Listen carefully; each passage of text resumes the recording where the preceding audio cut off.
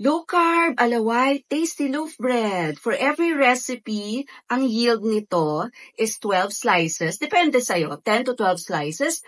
And per slice, net carb, 1.9 grams net carb. Okay, so bakit ko po nabanggit yan?